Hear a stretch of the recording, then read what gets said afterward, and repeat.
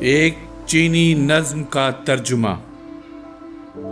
اس باغ میں جس کا دروازہ مشرق کی طرف کھلتا ہے، نئی کوپلیں پھوٹ رہی ہیں اور چڑیاں درختوں میں گھونسلے بنا رہی ہیں۔